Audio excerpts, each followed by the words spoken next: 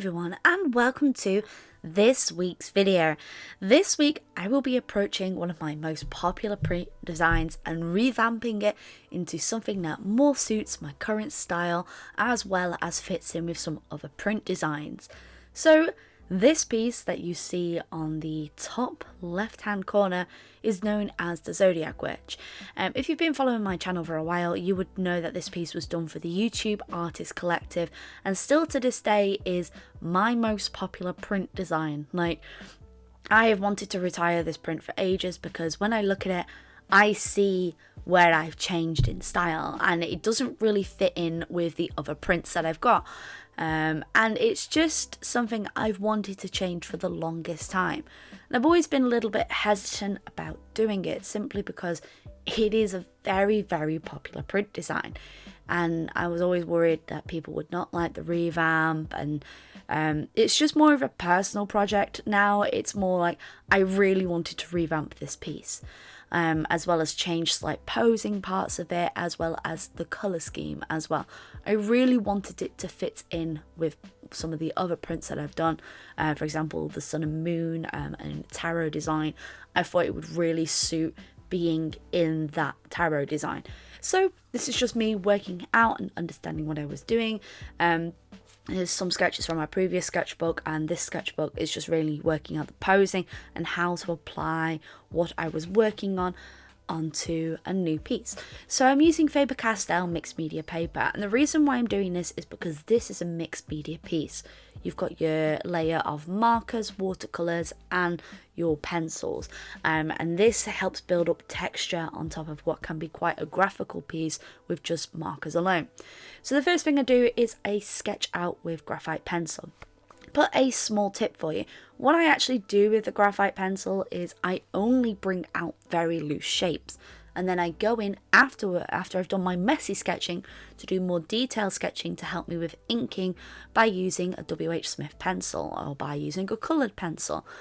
We want something that isn't waxy, too waxy when you're using it, and it doesn't leave like a waxy residue on top.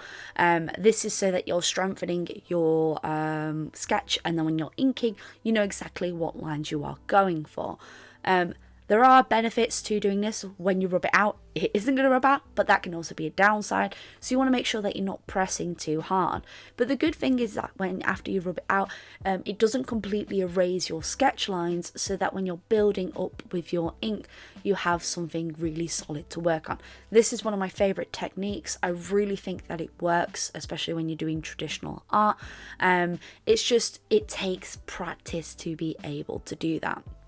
So after I've got my sketch part done, it now comes to my favourite part, inking. I adore inking. I absolutely adore it. And this time I'm using the Unipin fine liners. I absolutely adore Unipin fine liners because they work really well with all materials, whether that be watercolours, markers, or whether or not you're using coloured pencils. They work really, really well. And you'll see that I'm using some coloured liners here, and this is because I really wanted a soft look to the overall piece. Sometimes black lines can be a little bit too harsh. We do go over a little bit later on when we're doing the outside because we want that Art Nouveau feel to really bolden the outside lines. So I'm just using some coloured markers here to really get the approach that I'm after. Now this overall process is the longest for me.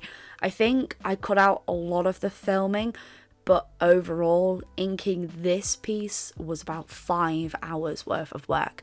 And it's just because there is a lot of detail on this, and it does happen.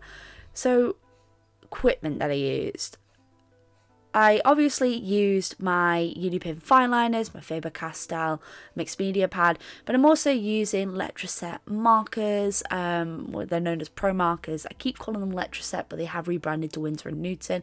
I also use my Schminky watercolour pad. I think it's called Schminky, I don't know. As well as using my Polychromos pencils. I have some Prismacolor mixed in there as well.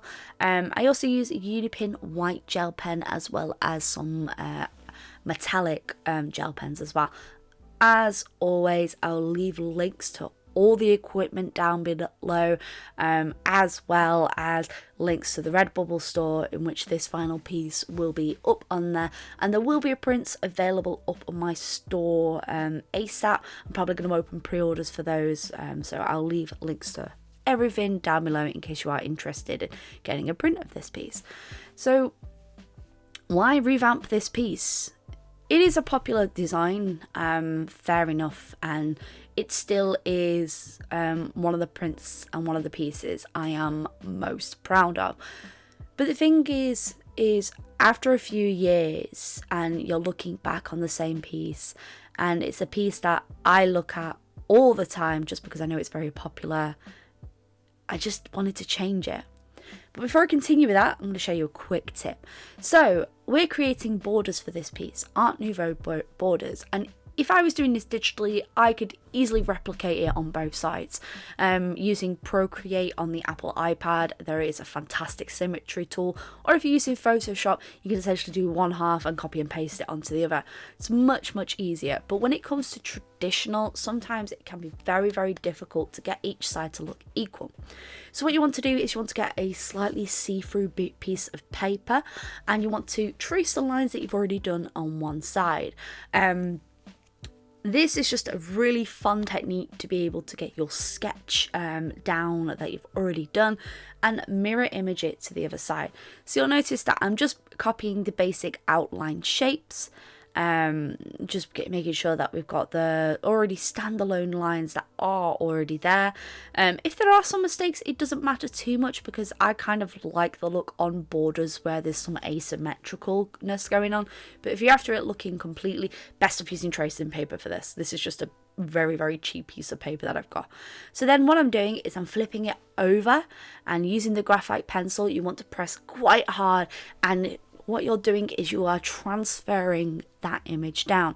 This is like a preschool technique, like a nursery school technique. Like, it's a very simple way of being able to trace a design. But it is a technique that I use fairly often if I ever want to try and get some asymmetry going on. And you can see that the pencil lines have transferred, making it easier for me to try and keep the things symmetrical.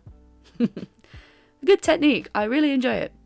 So here's the final look of the lines. I love the line work. Like I said, line work is one of my favourite. I have scanned this for my colouring book for the future. But if I'm honest, I love lines. They're just so much fun to do. But already you can see the massive difference between the original and the newer piece. Now, I know some people are going to prefer the original and some people are going to prefer the new piece and some people are going to be indifferent. But, you know, it's just one of those. So you're going to use alcohol markers, but you're worried about it bleeding through. And what you're going to need to do is get a scrap piece of paper and you're going to tape it down. Now, use washi tape or use masking tape because it is less likely to rip just because the paper, the washi tape doesn't have as much stickiness to it. But what I like to do is I like to stick a piece of paper back to the thing so then I don't have to worry about markers bleeding all over my desk. I sometimes can get quite heavy when it comes to layering with markers. So this is a really good technique, especially if you make sure that you lie it flat so then you have no bumps on the paper at all. I do this when I'm colouring anything with alcohol markers. You'll probably notice in like some previous videos I always have a piece of paper underneath. This is just because I know how heavy-handed I can be with markers, especially when it comes to if you're doing like quite a few layers on top of each other. Markers are going to bleed. It is just simply the way that alcohol markers are. If you don't want them to bleed, use marker paper. But I personally really dislike marker paper because it doesn't do everything I want it to do. Plus it can be quite flimsy. You can use stuff like Bristol board, but Bristol board can be fairly expensive. And even then, when you're heavily layering, there is that point of, hey, the marker could bleed through. So if you're ever worried about that, just place a piece of paper underneath. It just means that you're not going to have to worry about that in the future. Then it comes to colouring. Lots of lovely colours, lots of layering involved. I think my favourite part of this entire piece is the layering on that hair. Like, oof, I love those colours, like the mixture of orange and purples, like just because they're such complementary colours to each other, just works so nicely, and it's a really nice colour. The thing that you are worried about here when layering is muddying up the colours. So what I would suggest is, if you are layering with alcohol markers, using a very bright tone with a very dark tone, make sure you've got a mid-tone in between. So you'll notice that I have very, very deep parts of purple, and then I have lighter parts of purple. This is so when it comes to blending that Nubella style piece for the hair, it adds a little bit more to it. It doesn't just seem like you're oversaturated to the markers. I tried to incorporate some blue in there as well. I think even at some point there's a little bit of green. But this is just the base layer before we build the watercolour on top. So going back to, I know we've gone off on a bit of a tangent there. Going back to why change the piece?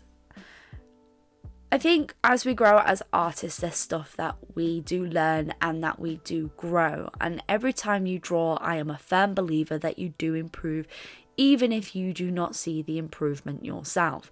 I think it's super, super important to look at everything that you do and with a critical eye and go, how could I improve that piece?